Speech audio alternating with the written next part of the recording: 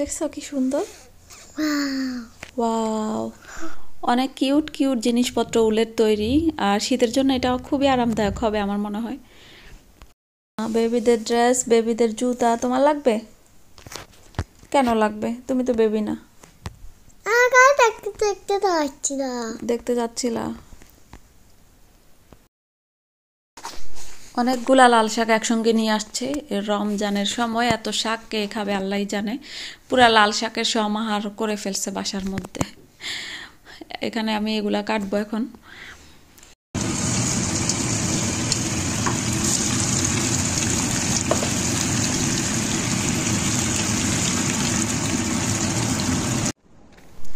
Hello, আসসালামু আলাইকুম everyone, welcome to another blog. কেমন আছেন সবাই? আশা করি ভালো আছেন। তো নতুন আরেকটি ব্লগ শুরু করতে যাচ্ছি, আশা করি আপনাদের ভালো লাগবে। আমরা একটু বের হয়েছিলাম বিকেলের দিকে, যারা বল নিয়ে বের হয়েছে ও একটু খেলবে পার্কে। বাসা থেকে বোর লাগছিল, আর স্কুল বন্ধ ছিল, ছুটির দিন আর কি। নিচে দেখলাম অনেক সুন্দর কিছু জিনিসপত্র উঠছে, মনে হচ্ছে এগুলো হাতের কাজের, উলের তৈরি হাতের কাজের কিছু ব্যাগ, অনেক সুন্দর ছিল। ইদানিং মাসে 2বার কি 3বার এখানে স্টল বসে, বাংকার বসে। এখানকার বাসা হচ্ছে বাংকার। তো দেখলাম যে বাংকারে অনেক সুন্দর সুন্দর কিছু জিনিসপত্র উঠছে।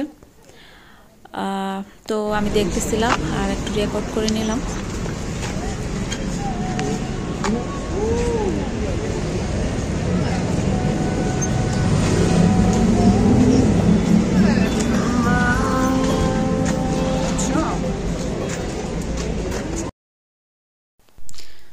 এই যে দেখাই যাচ্ছে একদম ওই মাথার থেকে, মানে শুরু থেকে একদম অনেকখানি পর্যন্ত অনেকগুলা স্টল দিয়ে ওরা বসেছে।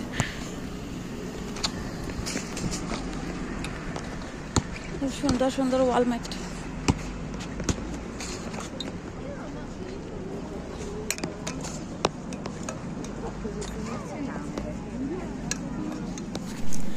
এদেশের ওয়ালপেপার বা ওয়ালমেটগুলোতে মানুষের ছবি দিয়ে ভরা, যার জন্য আমরা এগুলা কিনি না বা পছন্দ করি না।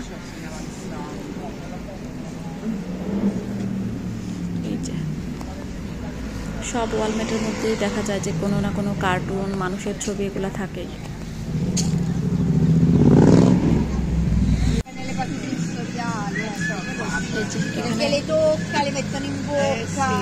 আর এই উলের তৈরি জিনিসগুলা দেখতে এত মায়া লাগছিল, ধরে ধরে আমি দেখছিলাম। আরও কিউট কিউট বেবিদের জিনিসপত্র দেখলেই ধরতে ইচ্ছে করে, কিনতে ইচ্ছে করে।